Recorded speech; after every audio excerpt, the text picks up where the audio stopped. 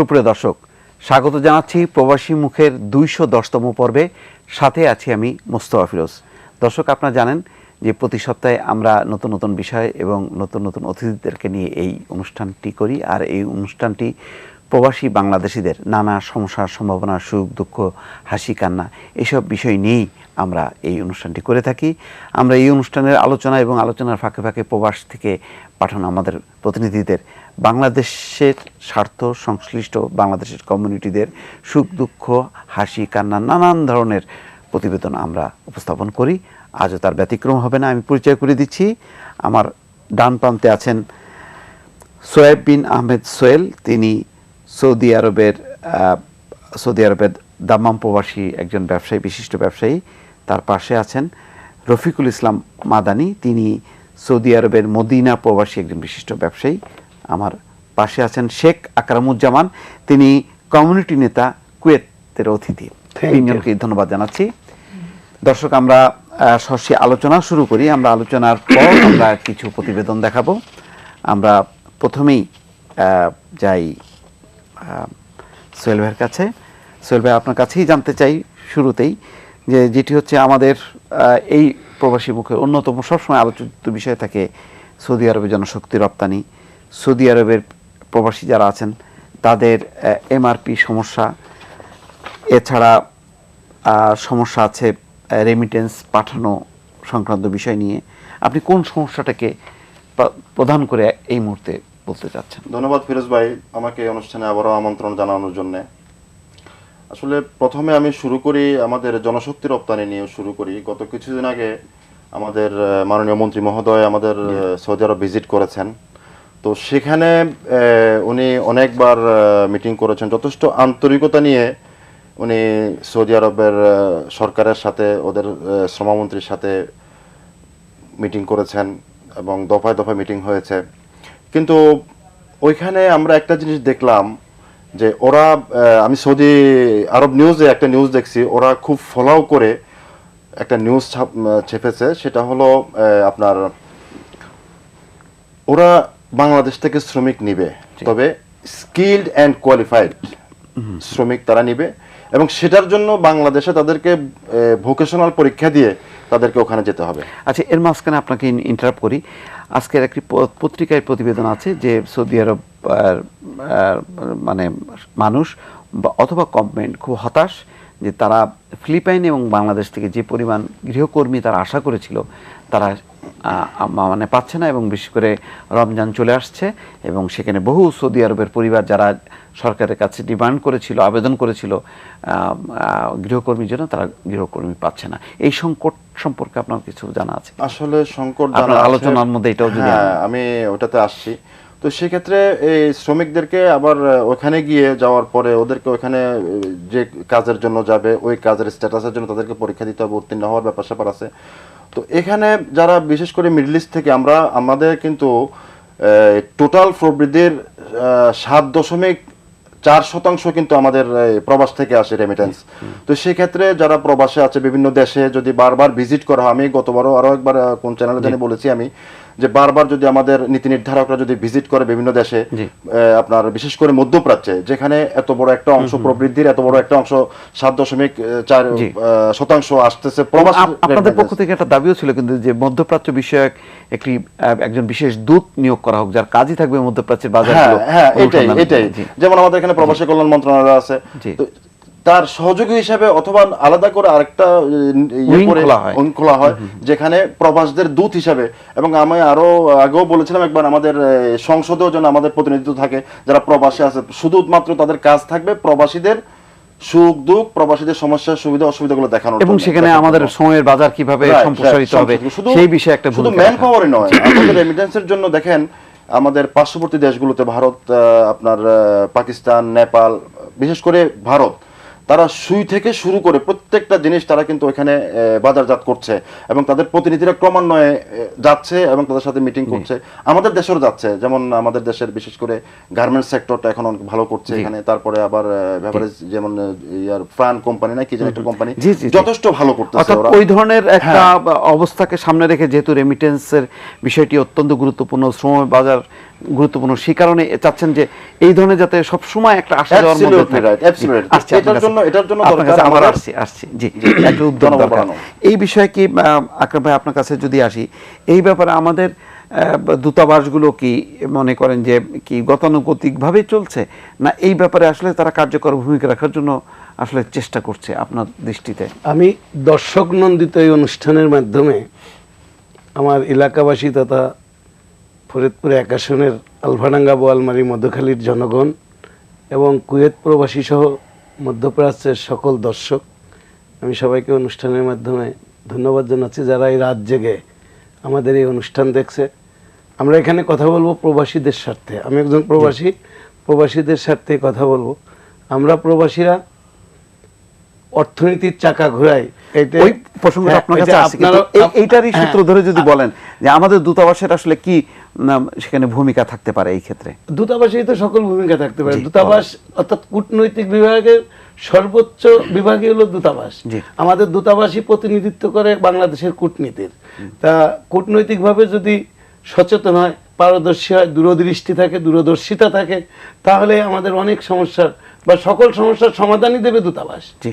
দূতাবাসের কর্তৃপক্ষ। তো এই যে বলছে যে ঘন ঘন বাংলাদেশ থেকে প্রতিনিধি দল যাতে আসে এবং এই বাজারটা সম্প্রসারণের জন্য রেমিটেন্স পাঠানোর বিষয়টি যাতে আরও সুন্দরভাবে সুষ্ঠুভাবে এই ব্যাপারে যে একটা নিবিড় একটা অনুসন্ধান বা নিবিড় যোগাযোগ, সেই বিষয়টি কি দূতাবাস করছে কিনা?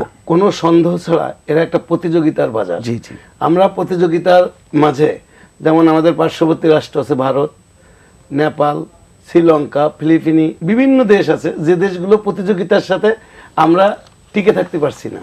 সেটা আমাদের এই যেভাবে আপনি বললেন যে যাওয়া আসা, জি।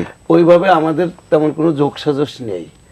আমরা যেখানে যদি বাঙালিরা কোনো অন্যায় করে তা সেখানে লেখা হয় বাংলাদেশ, আর যদি পাকিস্তানি বা ইন্ডিয়ান কেউ যদি অন্যায় করে সেটা লেখা হয় এশিয়ান। জি। এই কারণগুলো আমাদের ওই সেক্টরের লোকের অভাব। এখানে একটা জিনিস আমি একটু আসছি, একটু যোগ করি, জি। সেটা হলো আমাদের উদ্যোগটা নিতে হবে, কিন্তু আমাদের দূতাবাস, জি। আমাদের এমবিসি উদ্যোগটা নিতে হবে, Of course. ব্যবসায়ীদেরকে উদ্বুদ্ধ করতে হবে যে আমাদের এখানের যে জিনিসগুলো আমন্ত্রণ জানাবে বা তারা হ্যাঁ, ওখানে পয়েন্টগুলো রপ্তানি দিয়ে করার দেবে, জি। জন্য এখানে সবচেয়ে বেশি ভূমিকা পালন করবে দূতাবাস গুলো।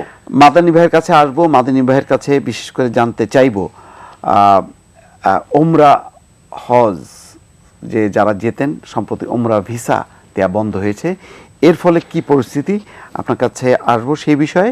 তার আগে দর্শক আমরা দেখে নেব প্রবাস থেকে পাঠানো কয়েকটি রিপোর্ট।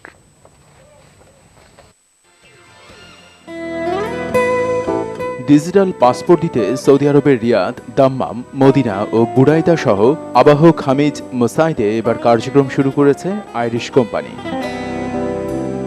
তাদের কার্যক্রম সম্পর্কে বাংলা ভিশনকে জানিয়েছেন আইরিশের দায়িত্বপ্রাপ্ত স্বরাষ্ট্র মন্ত্রণালয়ের উপসচিব হাসান মাহমুদ, আবাহক হামিজ মোসাইদ আইরিশের কোঅর্ডিনেটর ফরিদ আহমেদ। এয়ারলাইন অ্যাসোসিয়েশনের শর্ত অনুযায়ী 24শে নভেম্বরের মধ্যে পাসপোর্ট সবার হাতে ডিজিটাল পাসপোর্ট দিতে হবে, পৌঁছে দিতে হবে। অতএব আপনারা খুব দ্রুত পাসপোর্ট জমা দেওয়ার জন্য আমাদের আইরিশ অফিসে আসুন, আমরা আপনাদের খুব দ্রুত পাসপোর্ট পৌঁছে দেওয়ার জন্য চেষ্টা করব। আবাহক হামিজ মোসাইদের ইনচার্জ আলামিন আরাফাত এ সময় উপস্থিত ছিলেন। সংযুক্ত আরব আমিরাতে বাংলাদেশ সমিতি ইউএইর অভিষেক হয়েছে। 1974 সালে এই নিবন্ধন প্রাপ্তির মধ্য দিয়ে সমিতির আনুষ্ঠানিক যাত্রা শুরু হলেও তার গোড়াপত্তন ঘটে স্বাধীনতার পূর্বেই। স্বাধীনতা যুদ্ধে 300 ওয়্যারলেস সেট পাঠানোর মাধ্যমে সীমিত যুদ্ধকালীন সময়ে দেশের মুক্তিযোদ্ধাদের সহায়তা করে। সমিতির নবনির্বাচিত সভাপতি প্রকৌশলী মোয়াজ্জেম হোসেনের সভাপতিত্বে এবং সহ-সভাপতি ফেরদৌসী শিকদারের সঞ্চালনায় এতে প্রধান অতিথি ছিলেন ইউএইতে নিযুক্ত বাংলাদেশের রাষ্ট্রদূত ডাক্তার মোহাম্মদ ইমরান। একটা বৈধ সমিতি বা একমাত্র বৈধ সমিতি, এইটার যে সুফলগুলো, সেই সুফলগুলো যেন এই আমিরাত প্রবাসীরা, বাংলাদেশি প্রবাসীরা আমিরাতে আছেন তারা যেন পান, সেদিকে আপনারা খেয়াল রাখবেন। যদি আপনাদের মতো সহায়তা সকল বাংলাদেশি ভাই রাষ্ট্রীয় প্রতিষ্ঠান সহ মাননীয় রাষ্ট্রীয় সহযোগিতা থাকে, যেটা আমাদের জন্য অত্যন্ত সহজ কাজ হিসাবে পরিণত হবে। এই বৈধ প্রতিষ্ঠানে আপনারা সবাই দলমত নির্বিশেষে সবাই একযোগে কাজ করার জন্য বাংলা সমিতির পক্ষ থেকে আমি আহ্বান জানাচ্ছি। আমি আশা করি প্রবাসী বাংলাদেশিরা সবাই এর সাথে সম্পৃক্ত হয়ে এই আমাদের প্রবাসী বাংলাদেশিদেরকে সহযোগিতা করার জন্য আমি আহ্বান জানাচ্ছি। বিশেষ অতিথি ছিলেন কমিউনিটি নেতা ইফতেখার হোসেন বাবুল। বক্তব্য রাখেন ABM দিদারুল আলম, অধ্যক্ষ মীর আনিসুল হাসান, প্রকৌশলী রফিক শিকদার, আলহাজ মোহাম্মদ দিদারুল আলম, আব্দুল সালাম তালুকদার, জাকির হোসেন সহ অন্যরা। দলবল নির্বিশেষে সবার জন্য এই সংগঠন উন্মুক্ত। সবাইকে এখানে আমাদের কিছু নিয়মকানুন আছে, এই আমিরাতের সরকারের কিছু নিয়মকানুন আছে, এগুলোকে মেনে আপনারা দলবল নির্বিশেষে আপনারা এই সমিতির সদস্য হন। আশা করি আমরা প্রবাসে এই সমিতির মাধ্যমে বিভিন্ন সমস্যা সম্ভাবনা নিয়ে আমরা কাজ করছি। আগামীতে যাতে অতীতের চেয়ে আরও বেশি বেশি করে আমাদেরকে সাহায্য সহযোগিতা করে আমাদের বাংলা সমিতিকে আমরা যাতে ইউএর মধ্যে একটা সংগঠন, সুসংগঠিত সংগঠন হিসেবে প্রতিষ্ঠিত করতে পারি। তো আমরা আশা করবো আমাদের বাচ্চাদের আগামীতে কালচার প্রোগ্রামটা যেন খুব ভালো করে হয়, যাতে বাচ্চাদের জন্য একটু সুবিধা হয়। আমাদের এখানে যে বাচ্চারা আছে তাদের ওরকম কোনো একাডেমি কিংবা কোনো প্ল্যাটফর্ম নাই। বাংলাদেশ একটা রেস্ট্রিক্টেড প্ল্যাটফর্ম, তো সেটার মাধ্যমে ভবিষ্যতে যাতে আমাদের বাচ্চারা এবং এখানে যারা শিল্পীরা আছে তাদেরকে বাংলাদেশের কমিটির সহযোগিতায় আমরা যেন ভবিষ্যতে ভালো কিছু উপস্থাপন করতে পারি। বাংলাদেশ সমিতি UAEর অভিষেক 2015 স্মারক প্রকাশনার মোড়ক উন্মোচন করেন রাষ্ট্রদূত। প্রবাসী শিল্পীদের অংশগ্রহণে মনোজ্ঞ সাংস্কৃতিক অনুষ্ঠান উপভোগ করেন প্রবাসীরা। পরে 25 সদস্যের নবনির্বাচিত কমিটিকে পরিচয় করিয়ে দেওয়া হয়। অভিষেক উপলক্ষে বাংলাদেশ সমিতি আয়োজিত ঐতিহ্যবাহী মেজবানে সহস্রাধিক প্রবাসী অংশ নেন। সবশেষে সমিতির সাংগঠনিক সম্পাদক নাসির তালুকদারের সঞ্চালনায় রাফেল ড্র ও পুরস্কার বিতরণী অনুষ্ঠান হয়। কাতারে জালালাবাদ অ্যাসোসিয়েশনের 2015 থেকে 2017 কার্যনির্বাহী কমিটির অভিষেক হয়েছে। কাতারের রাজধানী দোহার একটি হোটেলে ওহিদ ভূঁইয়ার সভাপতিত্বে এবং মোহাম্মদ খালিকুর রহমানের পরিচালনায় এতে প্রধান অতিথি ছিলেন অর্থমন্ত্রী আবুল মাল আব্দুল মুহিত। এ সময় তিনি বলেন, প্রবাসীদের রেমিটেন্সে বাংলাদেশের অর্থনীতি দিনে দিনে সমৃদ্ধ হচ্ছে। আপনারা জেনে খুশি হবেন এবং আমি আজকের এই মঞ্চ থেকে আমাদের বিশেষ অতিথি ছিলেন কাতারের বাংলাদেশ দূতাবাসের রাষ্ট্রদূত সৈয়দ মাসুদ মাহমুদ খন্দকার, সৈয়দ আব্দুল মুক্তাদির, ডক্টর আহমদ আলী কবির, সৈয়দ জগলুর পাশা সহ আরো অনেকে। আপনাদের এই যে অবদান সেটা স্বীকার করা আমাদের কর্তব্য। আমাদের মাননীয় প্রধানমন্ত্রী সবসময় এটা স্বীকার করেন। আমিও যেখানে যাই সেখানেই বলি যে আপনারা দূরে থাকেন এবং সমালোচনা করেন, কিন্তু দেশের উন্নয়নে মূল্যবান অবদান রাখেন। 75 সদস্যের এ কমিটিতে নবনির্বাচিত সভাপতির পদ পেয়েছেন শামসুদ্দিন আহমদ খান, সাধারণ সম্পাদকের পদ পেয়েছেন সেলিম চৌধুরী ও সাংগঠনিক সম্পাদক লোকমান আহমেদ। পরে নৈশভোজ ও সাংস্কৃতিক অনুষ্ঠান হয়। বিগত 2005 সালে জালালাবাদ অ্যাসোসিয়েশন ঢাকা কেন্দ্রীয় কমিটি কর্তৃক প্রথম একমাত্র অনুমোদিত কাতার শাখার কমিটি। আমি আশা করি আমার এই কমিটিতে অনেক গুণীজন রয়েছেন। আমি আশা করব আপনারা দল মত নির্বিশেষে এবং নিরলস প্রচেষ্টা চালিয়ে আমাদের সিলেট বিভাগের প্রবাসীদের আশেপাশে দাঁড়িয়ে তাদের সুখে এবং দুঃখের সাথী হব। কাতারের জালালাবাদ অ্যাসোসিয়েশন 2015-17 কার্যনির্বাহী কমিটি সম্পূর্ণ হয়েছে। এটি একটি সামাজিক ও অরাজনৈতিক সংগঠন বলে দল মত নির্বিশেষে এখানে সর্বদলীয় লোক অংশগ্রহণ করে। শরীফ উদ্দিন সন্দীপী, বাংলাদেশ, দোহা, কাতার। আমরা সর্বশেষ সন্দীপী রিপোর্টটি দেখলাম। আবার আলোচনায় ফিরি। মাদানী ভাই, আপনার কাছে আসছিলাম, বিরতির আগে বলছিলাম যে এই বিষয়টি সবচেয়ে বেশি অনেকেই ওমরা করতে যেতেন এবং ওমরা ভিসা নিয়ে যেতেন, কিন্তু সম্প্রতি হঠাৎ করে বন্ধ হয়ে গেছে। এই সমস্যাটা আসলে কবে সমাধান হবে বা আপনার কাছে কি তথ্য আছে? আসলে এই যে উমরা এবং হজ, উমরা একটা সিজন থাকে, যেমন মহরম থেকে রমজানের লাস্ট পর্যন্ত এই টাইমটা উমরার জন্য সারা পৃথিবী থেকে মানুষজন মক্কা মদিনাতে আসে। ঠিক প্রতি বছরের মতো এই বছরও ওইভাবে সমস্ত জায়গাতে ভালো উমরা ভিসা চলছিল। আমাদের বাংলাদেশের হাজার হাজার লোক উমরাতে গেছে। হঠাৎ করে বাংলাদেশের কিছু অসাধু ব্যবসায়ী যারা চিন্তা করছে মানব পাচার যেটা বলা হয়, আসলে এইভাবে না বলে তারা কতটুকু জানে আমি জানি না, কিছু লোক হয়তো এই চিন্তায় আছে যে মানব পাচার করে। শুধু তো আপনার সমুদ্র দিয়েই যে মানব পাচার হচ্ছে তা না, তো আকাশপথেও। এখন এই মানব পাচার বা উমরার নামে যে ওইখানে যে প্রায় হাজার হাজার লোক ওইখানে থেকে গেছে, এটা কিন্তু আমাদের দেশের জন্য অত্যন্ত খারাপ হয়েছে। আমরা ওইখানে আমাদের যারা সৌদি বন্ধু বান্ধব আছে বা কোম্পানি আছে, হঠাৎ করে হলো না না, এটা কি সব সময় হতো? মানে এই বছরই সবচেয়ে বেশি হয়েছে, সবচেয়ে বেশি হয়েছে। এটা কেন হলো? মানে 6-7 হাজারের মতো আমাদের হিসাবে। এটা কি সরকারের কোনো মনিটরিং ছিল না, নাকি দূতাবাসে কোনো মনিটরিং ছিল না? এই ঘটনাটা না, সরকার ইচ্ছা করলে মনিটরিং করতে পারতো। হজ ভিসা যেরকম, হজ যখন ভিসা হয় তখন পুলিশের ভেরিফিকেশন লাগে, কিন্তু উমরা ব্যাপারে এবারে কিছুই লাগে না, ডাইরেক্ট উমরা থেকে ভিসা করে। তো গভর্নমেন্ট একটা প্রস্তাব দিয়েছে, এটা আসলে খুব ভালো, কিন্তু দেরিতে হয়েছে এটা, যে আমরা হজ অফিসের মাধ্যমে পুলিশের রিপোর্ট নিয়ে তারপরে ভিসার জন্য ডিউ লেটার দিব। তো ওইটা তো পরের ব্যাপার। আমার মনে হয় সৌদি আরব শুধু বাংলাদেশি এই সমস্যার মধ্যে পড়ে নাই, পাকিস্তান, ইন্ডিয়া, বিভিন্ন দেশ কিন্তু এই সমস্যা ছিল, তাদের লোকও পাচার হয়েছে এইভাবে, তারা ওইখানে গিয়ে থেকে গেছে, কিন্তু ওইটা দ্রুত তারা সমাধান করছে। গভর্নমেন্টের পক্ষ থেকে ওইখানে যায় তাদের সাথে কথা বলছে যে এক কাজ করো, যারা এই কাজটার সাথে জড়িত, যেই কোম্পানিগুলি জড়িত, যেখানে এখানে ধরেন 70-80টা কোম্পানি কাজ করছে, এর মধ্যে সবাই তো এই কাজে জড়িত না, যারা জড়িত তাদের বিরুদ্ধে আমরা অ্যাকশন নিই, যারা জড়িত না তাদেরটা চালু করে দিই। এটা অন্যান্য দেশ হয়েছে এবং সবগুলি চালু হয়েছে, কিন্তু বাংলাদেশ অনেক দেরিতে এখন আছে। এখন প্রতিনিধি দল, বাংলাদেশি প্রতিনিধি দল মক্কাতে আছে, আজকেও আমি কথা হয়েছে এখানে, তারা ওইখানে কথা বলছে, কিন্তু সময়টা হয়ে গেছে দেরিতে, কারণ রমজানের 15 তারিখের পরে আর কোনো ভিসা হয় না, উমরা ভিসা। তো এই যে হাজার হাজার মানুষ আমরা দেখি মক্কা মদিনাতে থেকে, যে রমজানের সময় অনেক মানুষ এখানে তারাবি পড়তে যায়, 1 তারিখ থেকে শুধু তারাবি পড়ার জন্য যায়, 30 দিন তারাবি পড়ে লাস্টে আরো 10 দিন এতেকাফ করে, এরকম সংখ্যা অনেক বেশি। তারা কান্নাকাটি করছে, এখন আমাদের কাছে কান্নাকাটি করতেছে যে আমরা প্রতি বছর যাই, এই বছর আমরা যাইতে পারতেছি না, এটা কি কারণে হইলো? আসলে এই উদ্যোগটা যদি গভর্নমেন্ট আরো আগে নিত, ওইখানে গভর্নমেন্টের সাথে কথা বলতে, যেমন অন্যান্য দেশে হয়েছে, যেমন পাকিস্তান, তারা দ্রুত সমাধান করছে। অর্থাৎ এই বিষয়টি সরকার খুব দ্রুত নজরে আনে, সমাধানের একটা পথ আছে। যেরকম এখানে আমরা দেখলাম যে 50টার মতো বা 40টার মতো এজেন্সি এই দুর্নীতির সাথে জড়িত, তাও অল্প অল্প। যেমন আসলে এখানে তো উমরার জন্য প্রেরণ করা হয়, সবার দ্বারা সম্ভব না, তার বাড়ি কোথায় যায় কি এরকম দেখাও সম্ভব না। উমরার জন্য প্রেরণ থেকে গেলে এজেন্সির আসলে সব এজেন্সির আসলে দোষ আমি দিচ্ছি না, অনেকে না জানার কারণে এরকম হয়ে গেছে, বুঝতে পারছি।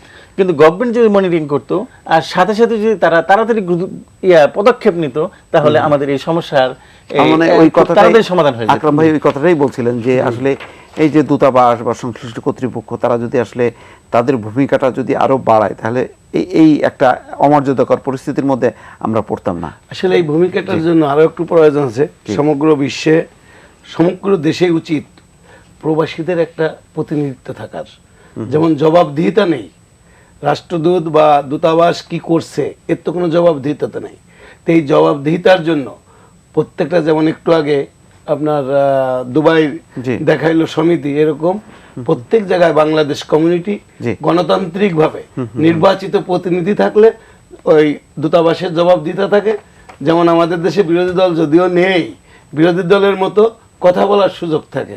এই জন্য আমি আপনার এই বাংলা ভিশনের মাধ্যমে সরকার প্রধান এবং মিনিস্ট্রি অফ ফরেন অ্যাফেয়ার্সের সংশ্লিষ্ট যারা আছেন তাদের কাছে অনুরোধ রাখবো, কুয়েতে বাংলাদেশ কমিউনিটির নির্বাচিত প্রতিনিধি দরকার, এবং কুয়েত প্রবাসীরা তা চায়, খুব চায়।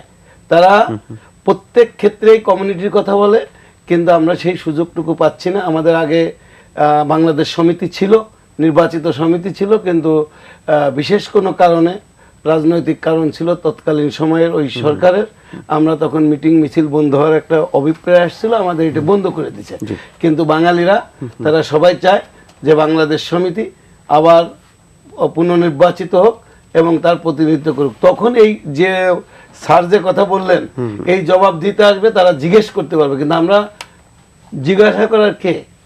এই জন্যই আমি অনুরোধ করব যে নির্বাচিত একটা প্রতিনিধি দল প্রত্যেক দেশে হওয়া উচিত। আমি বিশেষ করে জোর দাবি করছি কুয়েত কমিউনিটির পক্ষ থেকে, কুয়েত কমিউনিটির লিডার হিসাবে আমি দাবি করছি যে নির্বাচিত প্রতিনিধি হওয়া উচিত। বর্তমান যে রাষ্ট্রদূত মহোদয় আছেন উনি কথাও দিয়েছেন, কিন্তু আসলে ওনার সাথে ওইভাবে এককভাবে আমরা বসি নাই।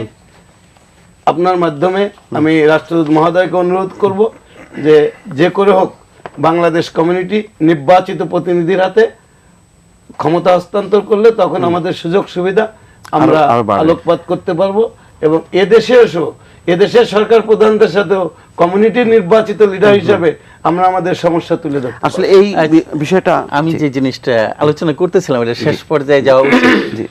তো এখন যদি উদ্যোগ অনেক আগে নিত তাহলে হয়ে যেত। এখন যে সময়টা এসেছে আমার মনে হয় যে এই হজ এই উমরা ব্যাপারটা এই বছর নাও হতে পারে, কিন্তু এখন সামনে যে সমস্যাটা আছে হজের সমস্যা, এটা খুব গুরুত্বপূর্ণ ব্যাপার।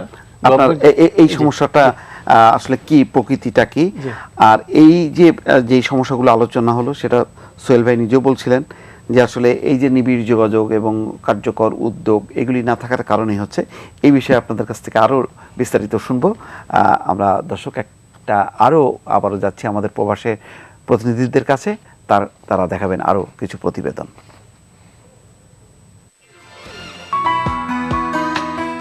শেখ শরীয়তুল্লাহ, শেখ মারফত, শেখ আরিফ দক্ষিণ আফ্রিকা প্রবাসী 3 বাংলাদেশি এখন সেখানকার প্রবাসীদের কাছে উদাহরণ। সফল ব্যবসায়ী এ 3 ভাই কেপটাউনের নিউ উডল্যান্ডে মমস সুপার মার্কেট দিয়ে প্রথম ব্যবসা শুরু করেন। তার পরের গল্প শুধুই সাফল্যের। বেড়েছে প্রতিষ্ঠানের সংখ্যা, বেড়েছে ব্যাপ্তিও। লাখেরও অধিক বাঙালি আছে এখানে।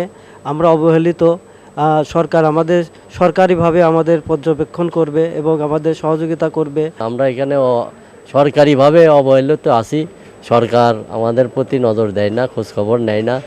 এই জন্যে দৃষ্টি আকর্ষণ করছি সরকারে আমাদের প্রতি যেন একটু নজর রাখে। সাম্প্রতিক সময়ে মমস সুপার মার্কেট সহ এর সকল প্রপার্টি কিনে নিয়েছেন তারা। বাবা শেখ আব্দুস শুকুর এবং মা মহিরুন নেসা বাস করেন কুষ্টিয়া জেলার মিরপুর পৌরসভার সুলতানপুরে। বড় ভাই শেখ শরীয়তুল্লাহ, শেখ আরিফ এবং এক বোন শারমিন আক্তার তার পরিবার সহ বসবাস করছেন দক্ষিণ আফ্রিকার রাইল্যান্ডে। ওনারা খুব ভালো লোক, তাই ওদের নিয়ে আমার খুব গর্ব। ওরা খুব ভালোই লোক, ওদের কাছে আমরা অনেকেই আছি, 7-8 জন লোক কাজ করি। বাংলাদেশে বিভিন্ন সামাজিক কর্মকাণ্ডের সঙ্গেও জড়িত রয়েছে এই পরিবারটি।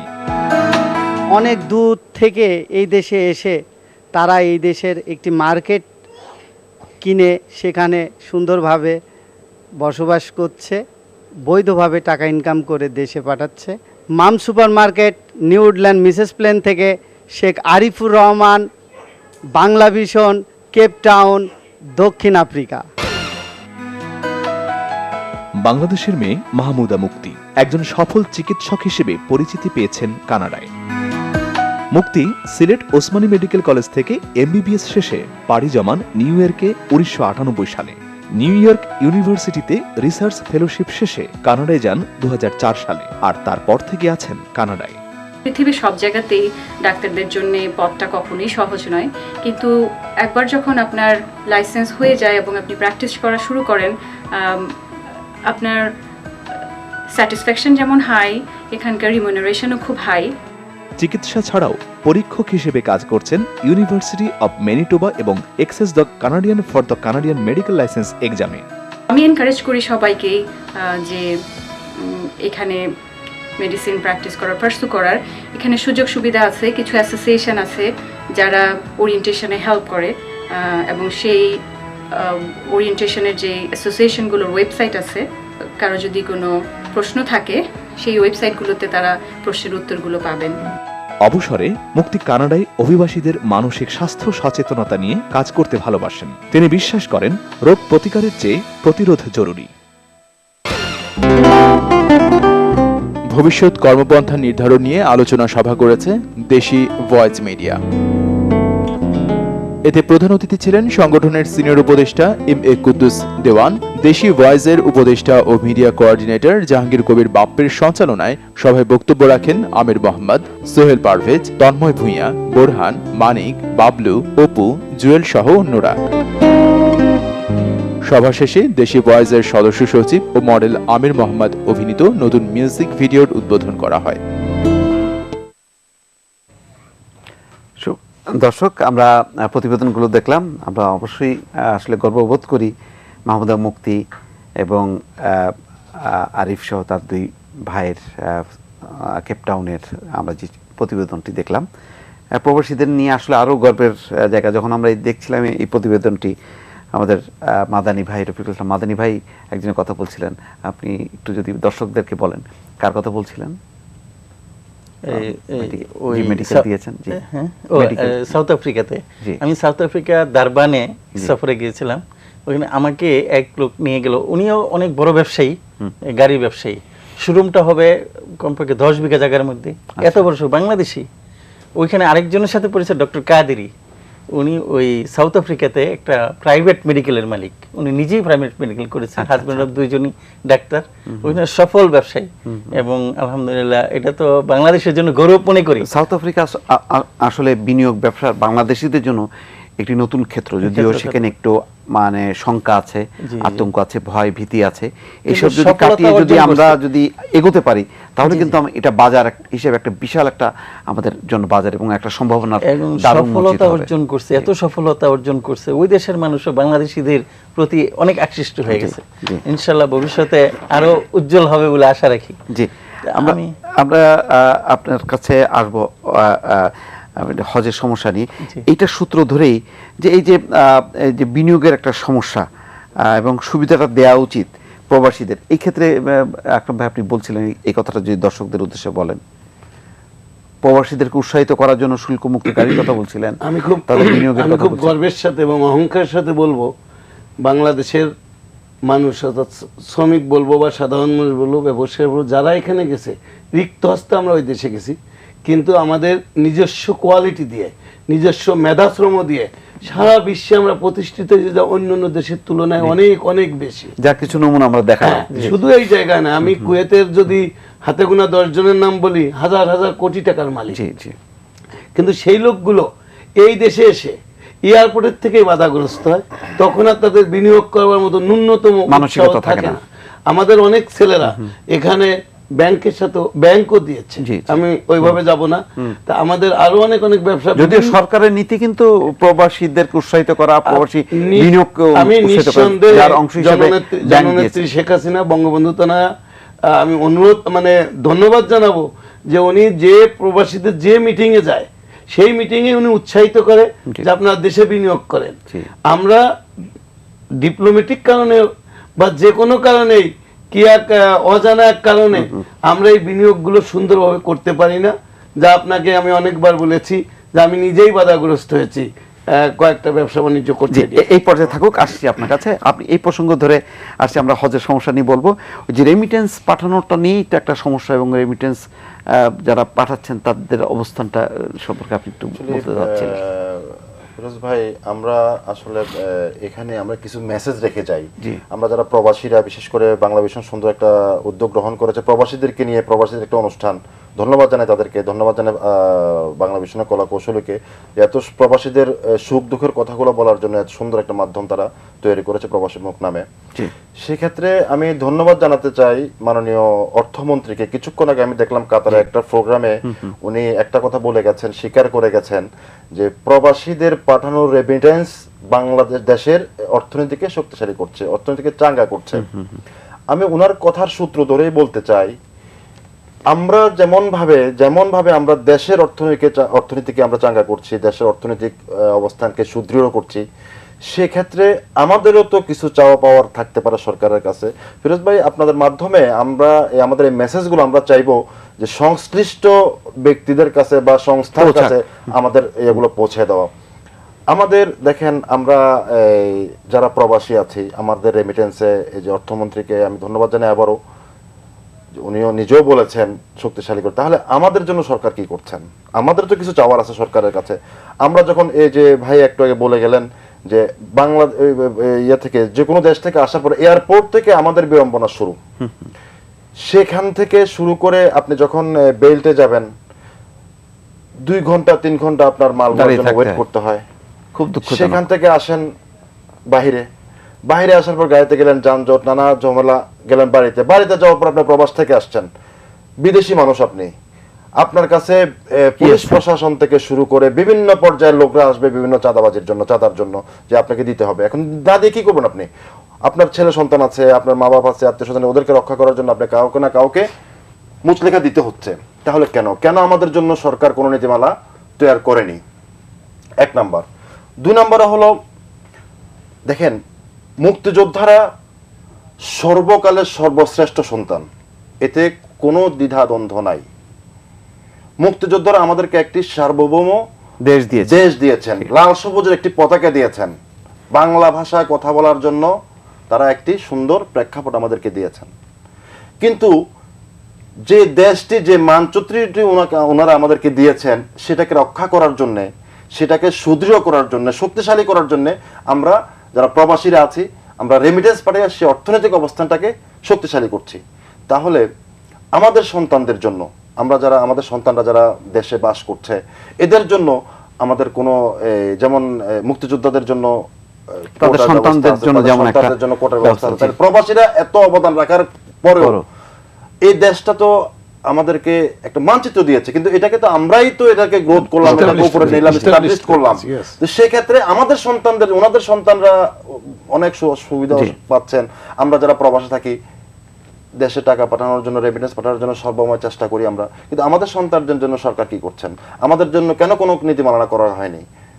এই জিনিসগুলো কেন পদে পদে হয়রানি, কেন বিড়ম্বনা, পদে পদে কেন হয়রানি, কেন বিড়ম্বনা, এই জিনিসগুলো সরকারের অন্তত দেখা উচিত। এই বিড়ম্বনার আরেকটি অধ্যায় আমরা শুনি। আরেকটা জিনিস একটু বলি, এমআরপি পাসপোর্টের ব্যাপারে যে কথাটা কিছুক্ষণ আগে বলে গেছে সৌদি আরবে, এটার ব্যাপারে একটু কথা আছে।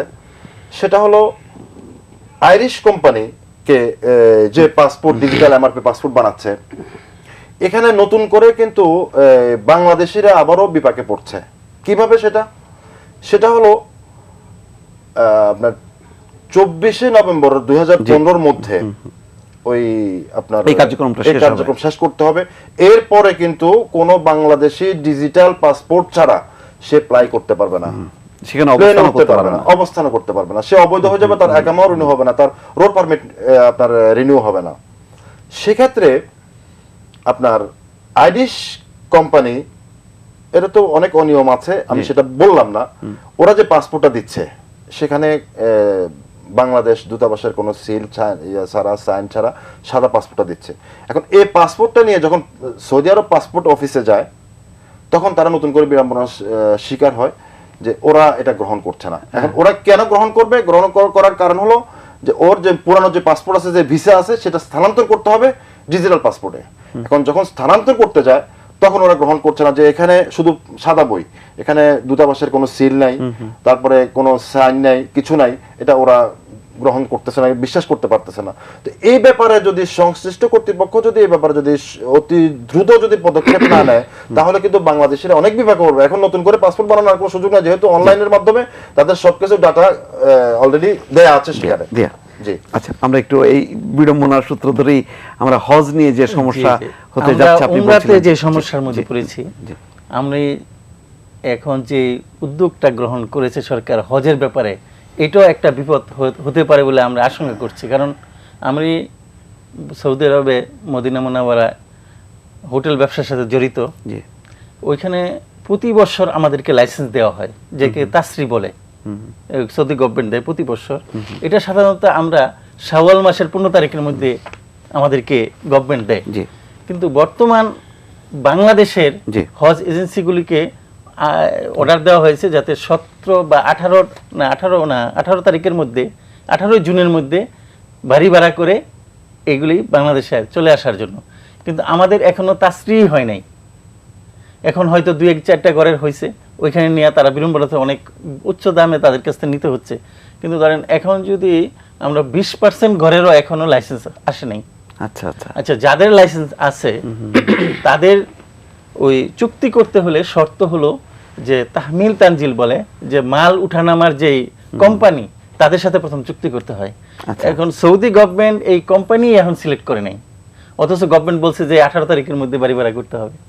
তো এখন মানুষ তো ওই সৌদি আরবে যারা গেছে এজেন্সির মানুষ, তারা রাস্তা ঘুরতেছে, আমাদের এখন কোনো আগতেই হচ্ছে না। এই বিষয়ে যে কমিউনিটির পক্ষ থেকে আমাদের দূতাবাসকে জানানো হয়েছে, হ্যাঁ জানানো হয়েছে, কিন্তু জানানো হলে দেখেন কোনো পৃথিবীর কোনো দেশ থেকে এখন বাড়ি ভাড়ার জন্য আসে না। কারণ বাড়ি ভাড়াটা সাধারণত হয় রমজানের পরে। এখন আমরা উমরা নিয়ে ওইখানে সবাই ব্যস্ত, প্রশাসন ব্যস্ত, সবাই ব্যস্ত। বাড়ি ভাড়াটা সাধারণত হয় শাওয়ালের 10 তারিখের পর থেকে 20 তারিখে, এই 15-20 দিনের মধ্যে বাড়ি ভাড়া হয়। কিন্তু এখন যে এই গভর্নমেন্ট আমাদের মাননীয় ধর্মমন্ত্রী যেই এই আদেশটা দিয়েছেন যে 18 তারিখের মধ্যে বাড়ি ভাড়া করে আসতে হবে, তো ওইখানে তো বাড়ি ভাড়া করা যাচ্ছে না। এখন এটা তো একটা বিরাট বিরাট বিড়ম্বনার মধ্যে আছে। এখন এটা হয়তো গভর্নমেন্ট আবার চেঞ্জ করবে, কিন্তু এদের 3-4 বার যেতে হবে। এখন যারা গেছে তাদের ভিসা হলো 2 মাসের জন্য। 2 মাসের ভিসার কারণে তাদের এখন তো বাড়ি বার করে শেষ করতে পারছে না, তাদের আবার চলে আসতে হবে, কারণ এই রমজানের 20 তারিখ থেকে অফিস বন্ধ হয়ে যাবে একদম 10 তারিখ সময় মতো যে কাজটা করার দরকার আমরা সেই কাজটা করতে পারছি না। আগে থেকে যে কাজটা করার দরকার সেই কাজটা আমরা করতে পারছি না এবং টাইমলি হচ্ছে না। তাতে আমাদের এজেন্সিগুলি ক্ষতিগ্রস্ত হচ্ছে। তারা যাদের ধরেন 100 হাজি, তারা যদি 3 বার সৌদি আরব যেতে হয় আসতে হয়, তাদের যে লসটা এটা তো তার নিজেদের গুনতে হবে না। এখানে একটা জিনিস আমি একটু যোগ করি, যেটা সেটা হলো সামঞ্জস্যতা থাকতে হবে। ওখানের সৌদি সরকারের যে নীতিমালা আছে বাড়ি ভাড়ার ব্যাপারে, আমাদের বাংলাদেশ সরকার যদি ওই নিয়ম নীতিটা মেনটেন করে, যেমন যেসব তারিখগুলো, যেমন শাবান উনি যেটা বলে গেলেন, শাবান এবং শাওয়াল মাস 2 মাস, আরবি 2 মাস, এই 2 মাসের ভিতরে বাড়ি ভাড়া এবং ছাড়া এই দুইটা জিনিস হয়। তো সেক্ষেত্রে এই 2টা মাসকেই শনাক্ত করে যদি সরকার শনাক্ত করে দেন যে এই 2 মাসের মধ্যে বাড়ি ভাড়া নিতে হবে, তাহলে সুবিধা হয় যে যারা ব্যবসা করছেন, যারা বিনিয়োগ করছেন, এদের ইয়েতে পড়তে হয় না, আপনার লসে পড়তে হয় না। জি, আমি একটু আকরাম ভাইয়ের কাছে আসি। যেহেতু আমরা কুয়েতের অতিথি খুব কমই পাই, আপনি কুয়েতের বাংলাদেশি কমিউনিটির একজন অন্যতম নেতা, সেই হিসাবে বলি যে এই যে সৌদি আরবের শ্রমের বাজারও কিছুটা আমরা খোলা দেখছি, মানে খুলতে যাচ্ছে বা খুলবে একটা সম্ভাবনা তৈরি হয়েছে, কাতারও খোলা, কিন্তু কোনোভাবেই কুয়েতের দরজাটা কেন জানি বন্ধই হয়ে আছে, নাকি সেখানে রপ্তানি হচ্ছে? আপনি যদি একটু বলেন। হ্যাঁ ভাই, আমি বলবার পূর্বে বলতে চাই, কিছু সুবিধা বঞ্চিত মানুষের কথা বলতে চাই। মধ্যপ্রাচ্যে প্রায় দেশের দরিদ্র শ্রেণীর মানুষ ওখানে যায়, শ্রমজীবী মানুষ হিসেবে যায়। বা যেমন বাংলাদেশে একজন পুলিশের বা সরকারি চাকরি করলে তারা কিন্তু পেনশন পায়, সারা জীবন তারা বসবাস করবার একটা সুবিধা পায়। কিন্তু প্রবাসে, বিশেষ করে মধ্যপ্রাচ্যে যারা যায়, তারা রিক্ত হস্তে যায় এবং কিছুদিন কাজ করার পর তাদের স্ত্রী পরিজন নিয়ে তাদের স্ট্যাটাস বেড়ে যায়, কিন্তু আসবার সময় কিন্তু তারা কোনো পেনশনও পায় না, ভাতাও পায় না, এমনকি টিকিটও পায় না। তারা খুবই কষ্ট করে রিক্ত হস্তে আবার নাঙ্গা অবস্থায় ফিরে আসে। কিন্তু এই নাঙ্গা মানুষের কথাই বলে আমরা আমাদের সরকার প্রধান প্রত্যেক জায়গায় প্রবাসীদের কথা এত সুন্দর করে বলে, তখন মনে হয় যে বুক জ্বলে যায়। কিন্তু পেটে ভাত না দিয়ে আমাদের যদি বুক জোড়ানো কথা হয়, তা তো হবে না। আমি আপনাকে আপনার মাধ্যমে দাবি করতে চাই যে এই সুবিধা বঞ্চিত মেহনতি মানুষগুলোর জন্য অন্তত পক্ষ তাদের এই দেশে ফিরবার পরে ব্যবসা বাণিজ্যের জন্য ব্যাংকিং সুবিধাগুলো, দ্বিতীয়ত আমাদের ঘর দরজা নাই। আমরা 40 বছর 30 বছর থাকি এই দেশে বিদেশে, আমরা কোনো বাড়ি ঘর পাই না। কিন্তু এর জন্য আবাসন প্রকল্পের জন্য প্রবাসীদের জন্য ন্যূনতম একটা ব্যবস্থা থাকা উচিত এবং থাকতে হবে, এটাই প্রবাসীদের দাবি। দ্বিতীয় হলো যে কথাটা আমি বলছিলাম, যে আমরা খুব কম লোকেই গাড়ি চালায়। এমপি সাহেবরা যদি এদেশের সম্পদ আহরণ করেন, উনরা যদি শুল্ক মুক্ত গাড়ি পায়, আমরা দেশের অর্থনীতির চাকা ঘুরাই, আমরা দেশকে শক্তিশালী করি, আমরা কেন শুল্ক মুক্ত গাড়ি পাবো না? আমাদের এই দাবি। এর জন্য আমরা চাই যে আমাদের প্রত্যেক জায়গায় কমিউনিটি লিডার, গণতান্ত্রিকভাবে নির্বাচিত লিডার থাকলে তারা তাদের কথা সংসদে বলবে বা নেতৃবৃন্দের কাছে বলবে বা মাননীয় প্রধানমন্ত্রীর কাছে। বিচ্ছিন্নভাবে আমরা একজন এক কথা বললে তার কোনো মূল্য হবে না। তাই আমি আপনার মাধ্যমে এই বিষয়ে কমিউনিটির প্রত্যেক জায়গায়, শুধু কুয়েত না, সমগ্র বাংলাদেশের যেখানে প্রবাসীরা আছে সেখানেই নির্বাচিত প্রতিনিধি থাকলে জবাবদিহিতা থাকবে সরকারের, জবাবদিহিতা থাকতে হবে দূতাবাসের। আমার এই প্রশ্নটা একটু দিলেন যে শ্রমের বাজার কি বন্ধ আছে কুয়েতে নাকি? না, আসলে দীর্ঘদিন পূর্ব থেকেই কুয়েতের শ্রম বাজার বন্ধ ছিল। প্রতি মুহূর্তেই শোনা যাচ্ছে যে এই খুলতেছে, এই চালু হচ্ছে। কিছুদিন আগে জননেত্রী শেখ হাসিনা, মাননীয় প্রধানমন্ত্রী, উনি গিয়েছিলেন, উনি রুদ্ধদ্বার বৈঠক করেছেন এবং উনি আমাদেরকে আশ্বস্ত করেছিলেন যে অচিরেই ভিসা খুলে যাবে। তারপরে আমাদের প্রবাসী মন্ত্রী জনাব খন্দকার ইঞ্জিনিয়ার মোশাররফ সাহেব, উনিও গিয়েছেন, উনি আলোচনা করেছেন। আমাদের শ্রদ্ধেয় পররাষ্ট্রমন্ত্রী সাহেবও গিয়েছেন, আলোচনা করেছেন। ইত্যবসরে আমাদের কিছু কিছু ভিসা কিছু কিছু সেক্টর থেকে খোলা হয়েছে, কিন্তু সেইটা ওপেন না, Open না। সরকারিভাবে অর্থাৎ সীমিত আকারে। চুক্তির জি। মাধ্যমে না, ওইটা হচ্ছে আরবি ভাষায় বলে লা আমানা, হ্যাঁ, অর্থাৎ অস্তা দিয়ে স্পেশাল পারমিশন দিয়ে বুঝছি। অনেক টাকা ব্যয় করে এক একটা লোক 5 লাখ 6 লাখ 4 লাখ টাকা দিয়ে তারা পাচ্ছে, যেতে হচ্ছে। এই সুবিধাটুকু আমরা পাচ্ছি। তবে এটার জন্য আমার কাছে মনে হয় যেন এটার জন্য আমার কাছে মনে হয় উনি যে কথাটা বলছেন, আমাদের প্রবলেম গুলো কোথায়, কেন আমাদের ভিসাগুলো বন্ধ হচ্ছে, মিডল ইস্টের দরজা কেন আমাদের জন্য বন্ধ হয়ে যাচ্ছে, এটা নিয়ে কিন্তু একটা নিয়ে একটু সুস্পষ্ট যে সমস্যাগুলো আছে এই সমস্যাগুলো চিহ্নিত করে আমাদের একটা পদক্ষেপ নেওয়া দরকার। এবং যেখানে আমাদের প্রবাসী কল্যাণ মন্ত্রণালয় আছে সেখানে প্রবাসী কল্যাণ মন্ত্রণালয়ের কাছে আমাদের জোর দাবি থাকবে কেন ওনারা বারবার যাচ্ছেন না। দেখেন একটা পণ্য যদি আমরা যখন বাজারজাত করি, এই একটা পণ্য বাজারজাত করার জন্য কোটি কোটি টাকা লগ্নি দিতে আপনার করতে হয়, খরচ করতে হয় অ্যাডের মাধ্যমে, বিভিন্ন মাধ্যমে। তাহলে যাদের মাধ্যমে, যেসব প্রবাসীদের মাধ্যমে যাদের রেমিটেন্সে অর্থনৈতিক অবস্থার পরিবর্তন ঘটছে, সেই প্রবাসীদের জন্য এবং সেখানে জনশক্তি রপ্তানি করার জন্য, রেমিটেন্স বাড়ানোর জন্য সরকার কি কি পদক্ষেপ নিচ্ছে? মাফ করবেন, আরেকটা আমাদের একেবারেই সময় নেই। সোহেব বিন আহমেদ সোহেল, শেখ আকরুজ্জামান এবং রফিকুল ইসলাম মাদানী, তিনজনকে ধন্যবাদ জানাচ্ছি। আমাদের এরপরেই সংবাদ, সুতরাং আর আমরা সময় দিতে পারছি না। আজ এ পর্যন্তই। দর্শক ভালো থাকুন, সুস্থ থাকুন। আমরা শেষ করার আগে আমরা দেখে নেব আমাদের অনুষ্ঠান শেষ করতে করতে প্রবাস থেকে পাঠানো নানা ধরনের রাজনৈতিক, সাংস্কৃতিক এবং সাংগঠনিক খবরাখবর। ভালো থাকুন।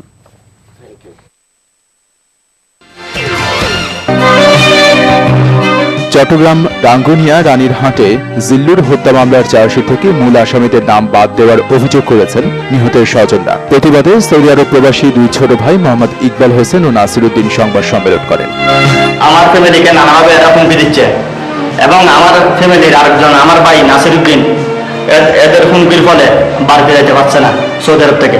আমি মাননীয় প্রধানমন্ত্রী এবং স্বরাষ্ট্র প্রতিমন্ত্রীর হস্তক্ষেপ কামনা করি। আমার পরিবারকে নিরাপত্তার জন্য সরকারের হস্তক্ষেপ কামনা করছি। আমরা প্রবাসী বাংলাদেশি ভাই সবাই ঐক্যবদ্ধভাবে এই নিঃসঙ্গ হত্যাকারীর বিচার চাই। আমরা প্রবাস থেকে প্রত্যেক হত্যাকাণ্ডের বিচার চাই। স্বরাষ্ট্রমন্ত্রী এবং প্রধানমন্ত্রীর কাছে আমরা হস্তক্ষেপ কামনা করি। মামলা তুলে নিতে তাদেরকে বিভিন্নভাবে হুমকি দেওয়া হচ্ছে বলে সংবাদ সম্মেলনে অভিযোগ করেন তারা।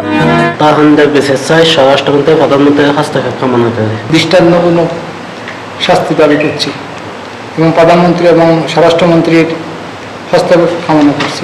প্রত্যেক প্রবাসী বাংলাদেশের হত্যাকাণ্ডের বিচার চাই এবং প্রধানমন্ত্রী স্বরাষ্ট্র প্রতিমন্ত্রীর কাছে আগুন আবেদন জানাই।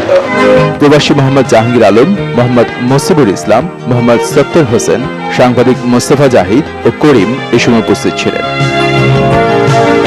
হত্যার সুষ্ঠু বিচারে প্রধানমন্ত্রী এবং স্বরাষ্ট্র প্রতিমন্ত্রীর সহযোগিতা কামনা করেন তারা। 21 জানুয়ারিতে চট্টগ্রাম রাঙ্গুনিয়া রানীরহাট নামক জিল্লুরকে হত্যা করে সন্ত্রাসীরা।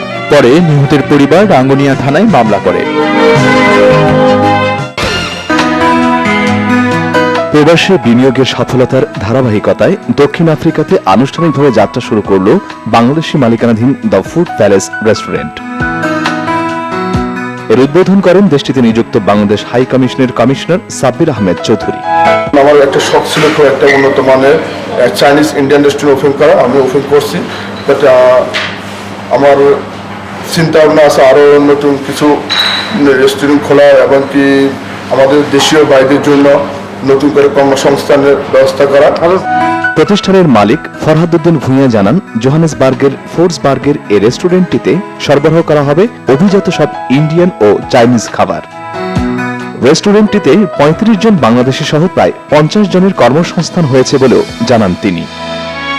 বাংলাদেশ হাই কমিশনের ডেপুটি হাই কমিশনার মোহাম্মদ দাউদ আলী, প্রথম সচিব শাহ আলম খোকন, কমিউনিটি নেতা বরকতুল্লাহ সেলিম, মেরাজ মিয়া, কাজল মিয়া, দিদার, রাসেল, বারি, নুরুল আলম খোকন, মোশাররফ হোসেন, জুনায়েদ সায়েদ ও রফিকুল ইসলাম অনুষ্ঠানে উপস্থিত ছিলেন। নিউ ইয়র্কে বসবাসরত প্রবাসী বাংলাদেশিদের মিলন মেলা হয়েছে। সন্দীপ সোসাইটি ইউএসএ প্রতি বছর এ ধরনের আয়োজন করে। সন্দীপ সোসাইটি ইউএসএ সংগঠনের সভাপতি মাহফুজুল মাওলা নান্নুর সভাপতিত্বে অনুষ্ঠানের কার্যক্রম শুরু হয়। এ সময় বিপুল সংখ্যক প্রবাসী বাংলাদেশিরা উপস্থিত ছিলেন। বক্তব্য রাখেন কমিটির আহ্বায়ক মোহাম্মদ মাকসুদুর রহমান, সদস্য সচিব মোহাম্মদ সাইফুল ইসলাম, আবুল বশর ভূঁইয়া, আব্দুল কাদের মিয়া, মোহাম্মদ ওমর ফারুক সহ অনেকে। অনুষ্ঠানটি পরিচালনা করেন সংগঠনের সাধারণ সম্পাদক মোহাম্মদ আব্দুল হান্নান পান্না।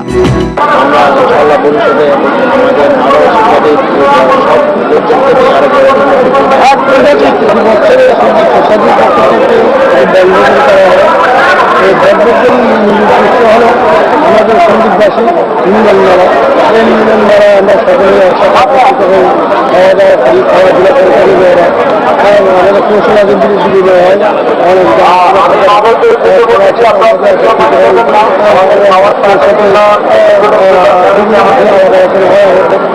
প্রবাসে এই আয়োজনের আকর্ষণীয় দিক ছিল র্যাফেল ড্র। প্রথম পুরস্কার new York, Dhaka new York ticket সহ খেলাধুলা আর বিনোদনমূলক পরিবেশনা। চট্টগ্রাম জেলায় সন্দীপ থানার হাজার হাজার লোক বসবাস করছে মার্কিন যুক্তরাষ্ট্রে। আর যুক্তরাষ্ট্রের সন্দীপ সোসাইটির পক্ষ থেকে প্রতি বছরই আয়োজন করা হয় এই বনভোজন। আর এই বনভোজনে সবাই আসতে পেরে অনেক আনন্দিত। আজিমুদ্দিন নবী, বাংলা বিষয়, নিউ ইয়র্ক, মার্কিন যুক্তরাষ্ট্র। বঙ্গবন্ধুর ৬ দফায় ছিল স্বাধীনতার মূল মন্ত্র। ৬ দফার উপর এক আলোচনায় সৌদি আরব প্রবাসী আওয়ামী লীগের নেতারা একথা বলেন।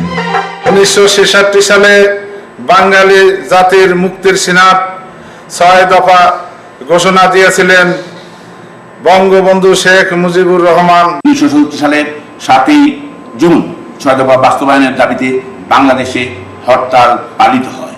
শান্তিপূর্ণ কর্মসূচি পালনের সময় পুলিশ কর্মী বাহিনী মানুষের উপর গুলি চালায়। নিহত হন শ্রমিক নেতা মনু মিয়া, ওজিউল্লাহ, শফি ও শামসুল হক সহ 11 জন। আহত হয় অগণিত মানুষ। বঙ্গবন্ধু শেখ মুজিবুর রহমান ৬ দফা ঘোষণা দিয়েছিলেন বলেই স্বাধীনতা যুদ্ধ হয়েছিল। এই যুদ্ধে পাকিস্তানিদেরকে হারিয়ে বাংলাদেশ নামে একটি রাষ্ট্র পেয়েছি। বাঙালি মুক্তির সনদ বাস্তবায়ন জনগণের আত্মত্যাগের প্রতি সম্মান জানিয়ে আওয়ামী লীগ পরিষদের নাজলা শাখার পক্ষ থেকে নিহতদের আত্মার মাগফিরাত কামনা করছি। এ সময় মুক্তিযুদ্ধে বাঙালি জাতির অবিসংবাদিত নেতা শেখ মুজিবুর রহমানের অবদানের কথা শ্রদ্ধার সাথে স্মরণ করেন বক্তারা। ইতালির একমাত্র Islamic English medium Madani school and কলেজের শিক্ষার্থীদের শিক্ষা সফর 2015 ও বার্ষিক ক্রীড়া প্রতিযোগিতা অনুষ্ঠিত হয়েছে। মাদানী স্কুল অ্যান্ড কলেজের চেয়ারম্যান ইকরাম ফরাজি, পরিচালক বাবুল মোড়ল, মতিন ব্যাপারী, জনি মোশাররফ ও সিরাজুল ইসলাম সহ শিক্ষা সফরে শিশু শিক্ষার্থীদের অভিভাবকরা অংশ নেন। শিক্ষা সফরের মধ্য দিয়ে শিক্ষার্থীরা বইয়ের বাইরেও জ্ঞান অর্জনের সুযোগ পাচ্ছে বলে জানান মাদানী স্কুলের চেয়ারম্যান ইকরাম ফরাজি। আয়োজনের শেষে খেলায় অংশগ্রহণকারী সকল শিক্ষার্থীদের পুরস্কার দেওয়া হয়। গণসঙ্গীত শিল্পী বীর মুক্তিযোদ্ধা ফকির আলমগীরের ওপেন এয়ার কনসার্ট অনুষ্ঠিত হয়েছে ফ্রান্সের রাজধানী শহর প্যারিসে। এমদাদুল হক স্বপন এবং রিমা নয়নের উপস্থাপনায় সংক্ষিপ্ত বক্তব্য রাখেন ফ্রান্স বাংলা ইকোনমিক চেম্বারের সভাপতি কাজী এনায়েতুল্লাহ, বাংলাদেশ দূতাবাসের head of চ্যান্সেলরি Hazrat Ali Khan, France Bangla economic চেম্বারের মহাসচিব শরীফ আল মমিন। কাজী এনায়েতুল্লাহ ফকির আলমগীরের ভূয়সী প্রশংসা করে বলেন, মুক্তিযুদ্ধের সময় গণসঙ্গীত বাংলার মুক্তিকামী মানুষকে অনুপ্রেরণা এনে দিয়েছিল। তারা জাতির সেরা সন্তান, তাদের সম্মান দেয়া আমাদের সকলের দায়িত্ব। কুইক সিটি পূর্বাচলের পৃষ্ঠপোষকতায় বিপুল সংখ্যক প্রবাসী বাঙালি কনসার্টটি উপভোগ করেন। কনসার্টের সার্বিক ব্যবস্থাপনায় ছিল ফ্রান্স বাংলা ইকোনমি চেম্বার।